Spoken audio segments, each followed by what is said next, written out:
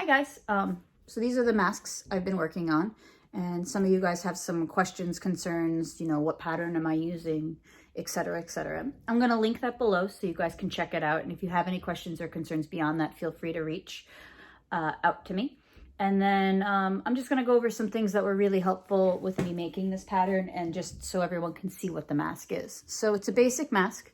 These rubber bands, or I guess bands, you can correct me if I'm wrong, were donated by Gordon Rubber from Derby, Connecticut.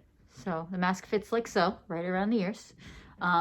What I like is I can adjust it, so if I need it a little tighter, you can. And then on the inside here, there's a jewelry wire to make a nice tight fit around my nose, right?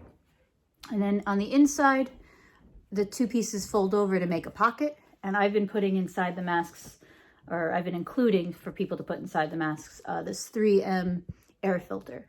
So I did some research on it. As long as it's the high-end filters and has no fiberglass, we should be pretty good. And this is the purple one that has the allergens and something else.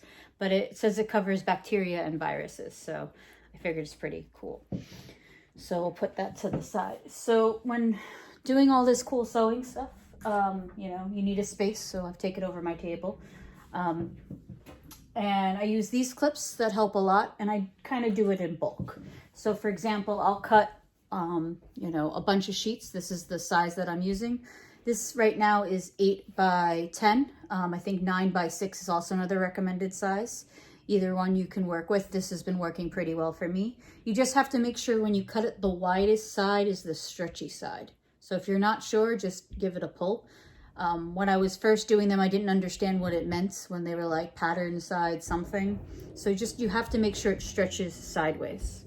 Same for the inside piece. The inside piece I've been using is 7.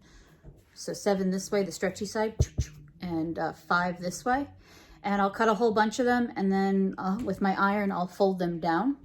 And this is about like 1/2 inch, 1/4 inch. It depends. I just kind of eyeball it now. Maybe 1 or 2 you want to measure, but I'm just eyeballing it. When I'm done with a whole bunch of these, I'll run this through the machine. And after it runs through, I'll backstitch. I won't cut it. I'll put the next one in and just keep running them. And then when I'm done with them all, I'll do like say 40 at a time or something like that. They'll look like a bunch of flags, and then I'll cut in between. And then I have them set. When I put them together, I'll take like say 2 pieces here. Here's one. And then here's my fabric, right? So I have my really cool fabric. Face down. So the pretty sides are touching each other. I'll clip them on the edges. Oops, sorry. And run them through. I try to center it. Like right now it's not centered because I'm just throwing it about, but you want to center it and then run it through. After I do that, I'll flip it over. So like this one here, Spider-Man, right? When Spider-Man is done after being sewn, this is on this side here. And then I'll run through again.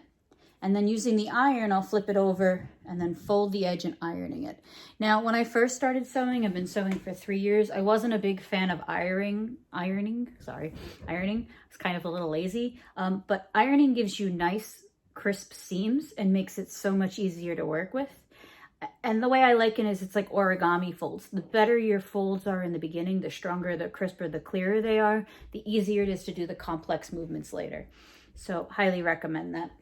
On the inside, I got some jewelry wire, and I've been cutting them about I'd say 5 inches or so, and then making little loops on the edge. So you guys can, what's the best way to see it? So I'll just take my pliers here, grab the end, twist, and squish.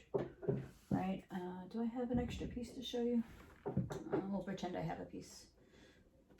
So here, I'm just gonna take it, I'm gonna turn it over on itself, and then I'm gonna squish, right? And so some of my nurse and doctor friends who have received the earlier sets of masks, this wire has been really helpful.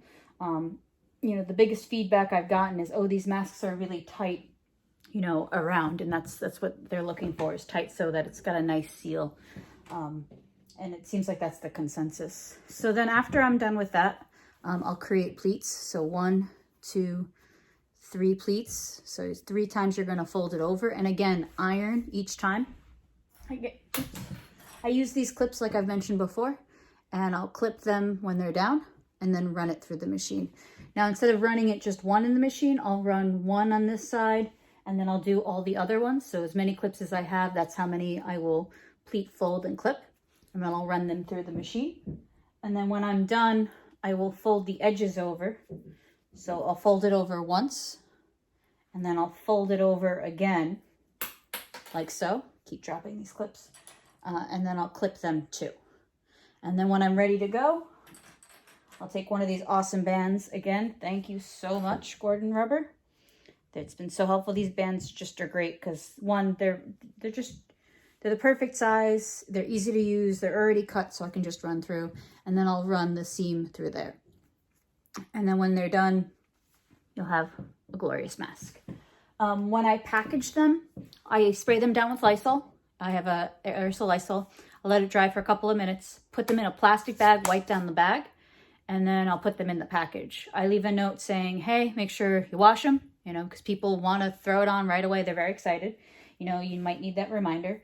And then I let them know about the other stuff in. So like the 3M filter, I let them know about that. And then I let them know again, can't thank Gordon Rubber enough, that they donated these. So, and then I leave some information if they need to reach out to me to get more, if they know somebody else who needs more. So hopefully that helps. The only other thing I can add is with your bobbins, right? Especially if you're doing in bulk, do a couple of these. So this one's yellow in my tray here, as crazy as I am. I've got a couple in here. So I did a whole bunch of black ones, and before I did some white ones. And then you can run through, you don't have to worry about re-threading through the process. That's one of the reasons I've been able to fly through that, is I'm doing an assembly style. If you have any questions on your pattern, feel free to reach out to me. If I'm using a different pattern, I'll also link down my friend Josephine. She's done a different pattern that some people are doing, and she'll be able to help you with that. And she's a great video. And if you need any, feel free to reach out to me as well. I think that's everything. Any other questions, feel free to add. And stay safe, stay healthy, guys. Bye.